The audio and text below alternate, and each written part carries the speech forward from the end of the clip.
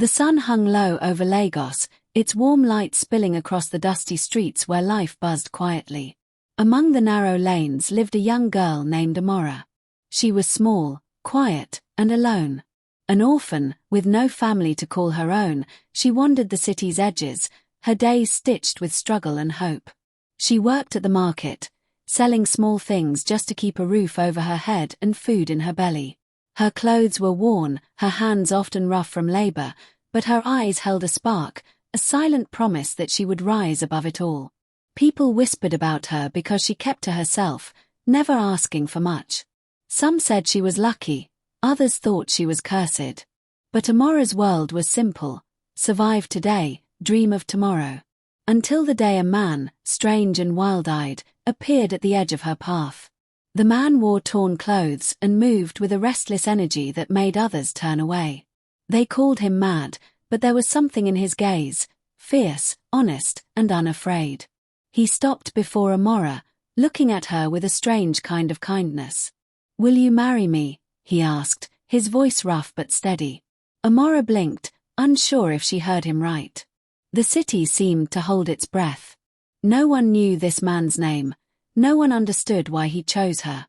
And yet, in that moment, a thread pulled at something deep inside her. A mixture of fear, curiosity, and something she couldn't name. The market around them carried on, but for Amora, the world shifted. What would she say to this madman who dared to dream of a future with her? She had learned to expect nothing from life, yet here was a question that felt like a door cracking open. The sun dipped lower, painting the city in orange and gold, and Amora stood frozen at the edge of a choice that could change everything. Amora didn't answer right away. How could she? She stared at the man in front of her, his hair matted, his eyes too bright, his feet bare and coated in dust. People often avoided him, whispering things she couldn't hear, laughing behind their hands. To many, he was just another man gone too far, lost in a world only he could see. But he wasn't laughing. He wasn't shouting like some of the others she'd seen wandering the streets. His voice had been calm, still, and somehow, too still. The next morning, Amora tried to forget about it. She swept the market floor. She arranged her wares, second-hand shoes, cracked pots, leftover bread from the bakery. The kind that no one asked for unless it was the end of the day and they were desperate. But all day, she kept glancing toward the road, half expecting to see him again. And just like that, she did. He didn't speak this time. He just stood across the street, hands clasped behind his back, eyes watching her the way someone might watch rain falling, not interrupting, not intruding. Just watching. By the third day, she'd had enough. As she packed up her small table at sundown, she crossed the road, walked straight up to him, and said, "Why me?" He didn't smile. His voice didn't tremble. "Because you see people. Even the ones no one else does." Amora frowned. "You don't know me." "I know enough," he said. "Enough to know you've lived your whole life feeling like you're waiting for something that never shows up." She froze. Not because it was magical or romantic, but because it was true. She'd spent years pretending she didn't need love or kindness, that she didn't notice the way people passed her like she was invisible. But hearing it from him, spoken so plainly, it caught something deep inside her and held it tight.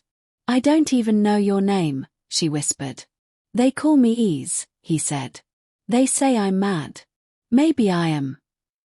"What do you say?" she asked. "I say I remember what people forget.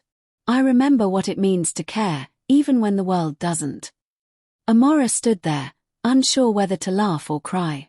This man, this stranger, was asking her to look past the grime, past the madness the world stamped on him, and see the soul underneath. But Lagos doesn't pause for love stories. The streets moved on, and so did time. Word spread faster than dust. Amora, the poor orphan girl, was being courted by a madman. The children at the water well whispered. The traders at the market laughed. Even Maman Kechi, who gave Amora old bread sometimes, shook her head in disbelief. "Be careful," she warned one day. "The devil comes dressed in sympathy." But Ease didn't stop coming. He brought her odd things, a feather shaped like a question mark, a rusted key with no door, a worn-out glove with one finger missing. He called them gifts, said they had meaning. Amora didn't understand them, not fully, but she started saving them in a little tin under her bed. She never said yes. But she didn't say no, either. One night, as rain pounded against the roof of her tiny room, she found herself staring at the tin. She took the key out, turned it over in her hand. What kind of man gives a girl a useless key and calls it a treasure? Only someone who believes there's still something to unlock. The next morning, she found Ease waiting by the old tree near the main road. He looked tired. Not broken, just tired. She sat beside him without speaking. For a while, they just watched the world move. "I had a brother once," Ease said suddenly. "He was the only one who listened when I talked to the sky." Amora turned her head. "Where is he now?" "Gone," he said. "He stopped believing.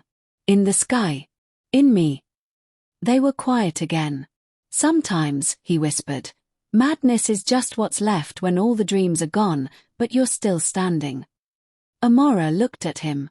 Really looked. She saw the way his shoulders stayed slightly hunched, as if the world was always too heavy. She saw the scars on his arms, the ones people pretended not to notice.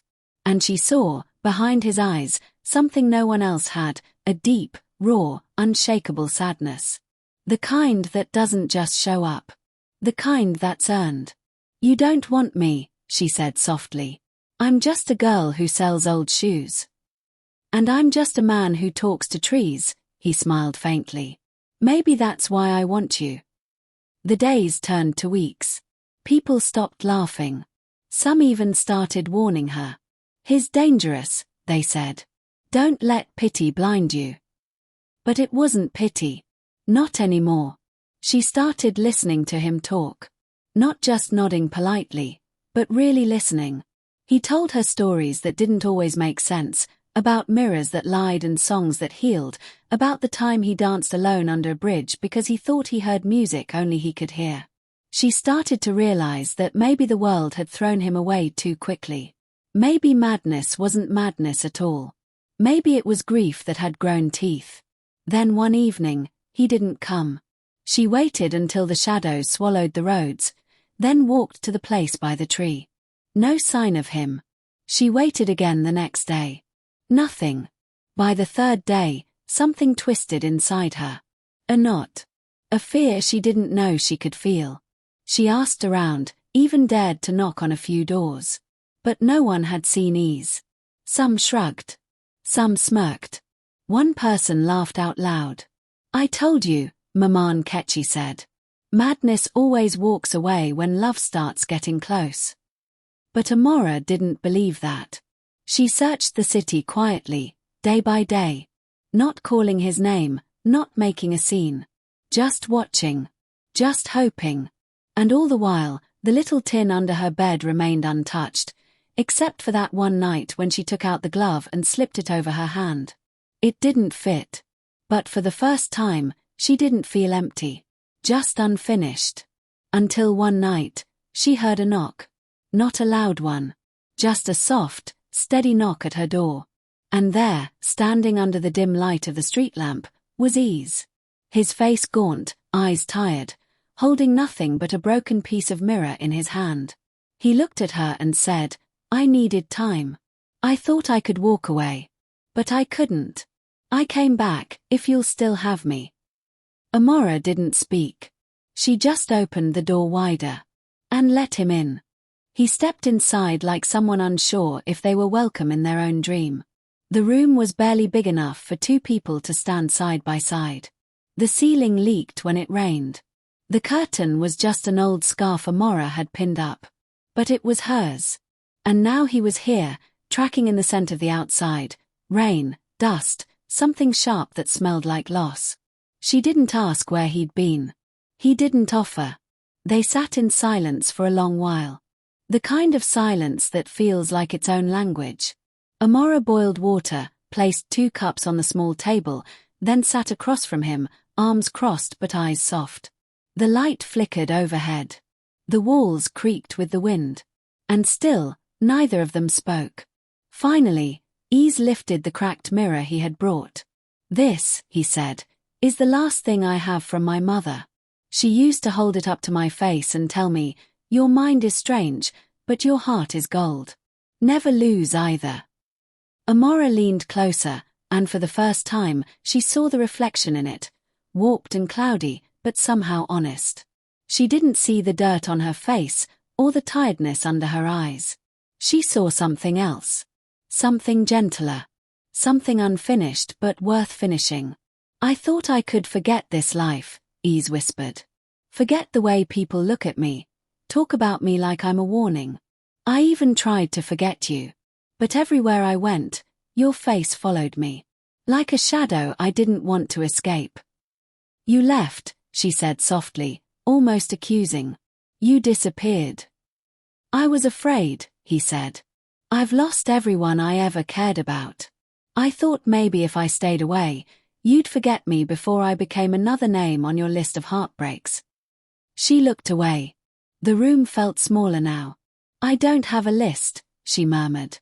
They sat again in silence, but this time it wasn't sharp. It wrapped around them, soft and forgiving. He watched her fingers trace the rim of her cup. She watched his eyes flicker as if chasing a thought he couldn't quite catch. Then, she spoke. "You're not crazy, Ease. I don't care what they say. You feel too much, that's all. People can't handle someone who feels more than they speak." Ease didn't smile. His eyes glistened. "That's the kindest lie I've ever been told." "It's not a lie." The next morning, the city woke as it always did, with car horns and footsteps, shouting and hurrying. But in that little room, something had shifted. Ease rolled up his sleeves and swept the floor. Amora cooked extra rice, just enough for two. And when the sun climbed the sky, they stepped out together. People stared. Of course they did. An orphan girl and the madman who once wandered Lagos barefoot, now walking side by side like a pair stitched together by stubbornness and something dangerously close to love. The market women fell silent when they saw them. The men at the bike station leaned on their bikes and whispered. A child pointed and said, "That's the man who talks to himself." His mother yanked him away. Ease felt the weight of every glance. But Amora didn't flinch. She kept walking. He followed. By noon, Ease started helping at her stall. He wasn't very good at selling. He gave away too many things. Told customers, "You look like you need this more than money." Amora laughed and told him to stop ruining her business. He laughed back, and for a moment, it looked like he belonged. But Lagos is never that kind for long. It started with a voice from the crowd. "NAWAO, Amora. UWA and marry that one. That one we day craze." A second voice joined in. Then a third. Someone threw an empty bottle. It missed. Amora grabbed Ease's hand. "Let's go." He pulled his hand away. "No. Ease, please. No. I'm not hiding anymore." His voice wasn't loud. But it cut through the noise. "You all want me to vanish," he said. "Because it makes you feel better. Because people like me make you uncomfortable. But I'm still here. Still breathing. Still loving." The crowd didn't know what to do with that. It's easy to laugh at someone who's silent. Harder when they start speaking in truths. Then he turned to Amora. "I didn't come back just to walk beside you. I came to build a life with you." She felt the world pause again. People whispered. Phones came out. Someone even started recording. But Amora didn't care. She stepped forward, took his hand, and said, "Then let's start building." From that day, something strange began to happen. People stopped laughing. Slowly, very slowly, they began to accept that maybe what they were witnessing wasn't madness. Maybe it was healing. Maybe it was love in its rawest, most stubborn form. They didn't move to a better house. They didn't get rich. But they created a routine. Morning tea. Market work. Evening walks. Night stories. Ease would sometimes talk to himself still. He'd sing to birds, dance in the rain. Amora never asked him to stop. Instead, she joined him. One evening, as they sat by the window, Ease reached into his pocket and pulled out something small, a silver ring. It wasn't new. It wasn't shiny. But it caught the light just right. "I found it in the gutter," he said. "Washed it clean. Saved it." "For what?"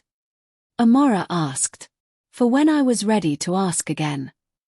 She stared at him, eyes wide. "You don't have to say yes," he added quickly.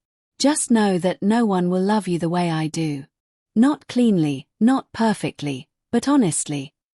Amora took the ring, turned it between her fingers, and said, "You're mad." He smiled. "You love me anyway." She slid the ring on. The street outside grew quiet. For once, nobody shouted. Nobody laughed. Just the wind passing by, gentle like approval. And in that moment, a girl with nothing and a man with too much in his head became something that even the city couldn't explain. Not a fairy tale, not a warning. Just two souls choosing each other. And Lagos, somehow, kept turning. Moral of the story.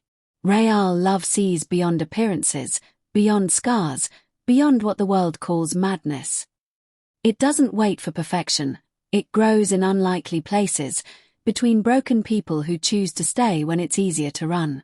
Society may judge what it doesn't understand, but the heart always knows what's true. In a world quick to label and reject, sometimes the deepest strength is found in those who love boldly, even when it's inconvenient, even when it looks foolish. Because sometimes, the ones we overlook carry the purest form of love.